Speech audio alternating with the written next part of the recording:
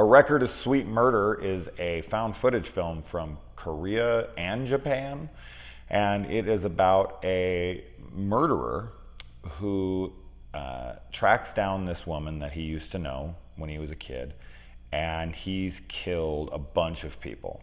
And he wants to talk to her, and he asks for her to bring a Japanese cameraman with her. They're both Korean.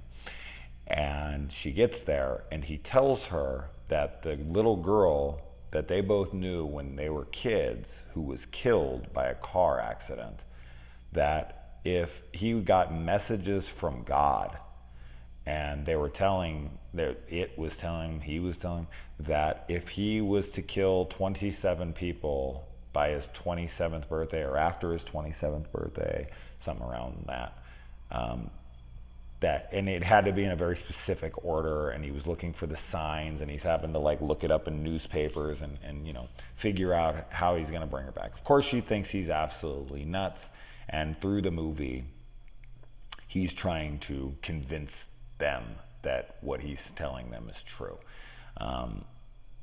And okay, so this is a really, really good movie, but it's definitely not going to be for everybody, because if you know Asian cinema very well, you know that Asian cinema does not play nice. It is not Americanized in the slightest. Characters do horrible things. Characters are fucking nuts and wild and crazy, and sometimes you're just like, what the hell is happening right now? I love Asian cinema for this very reason. They just don't care. Their characters will be as disgusting and vile and perverted and demented, and I love that kind of shit. Now, this movie isn't particularly gory by any means, but there's a decent amount of sexual perversion and some really wild sexual stuff that happens in this movie, including rape. And the stuff that happens during those scenes is only something you would see in a foreign film, and typically only something you'd see in an Asian foreign film. It reminds me of something like Takashi Miike, that's how you say his name, right? Visitor Q or something, where shit just, it's not like it has that much wild, crazy shit in it like Visitor Q does.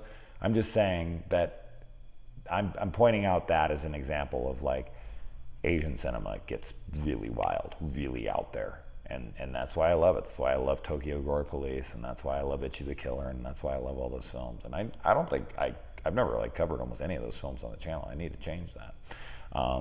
But now the film basically looks like it's done in one take, and I was really impressed by that. And throughout, it kind of kept going back and forth in my head of like, is this going to end up being real or is this not? And I was very, very happy with the ending, but some people might roll their eyes or be like, whoa, what the hell? That was too much.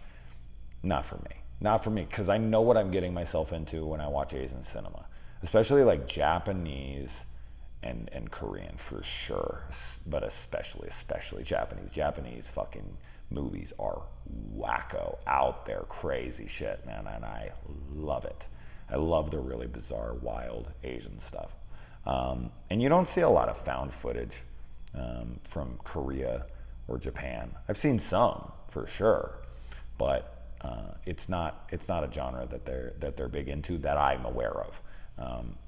But yeah, I think the performances in this are all typical for these kinds of movies, which is great. I love how bombastic everything is. I love how much screaming and over the top acting that there can be in scenes where they're always,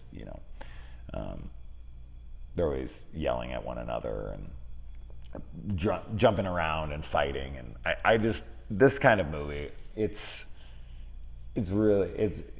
especially the ending. The ending really sold the film for me. I was having a really good time. This is currently streaming on Tubi. And if you're a big fan of found footage, if you like Asian cinema, if you like really out there stuff, if you're not against having super sexual perversion,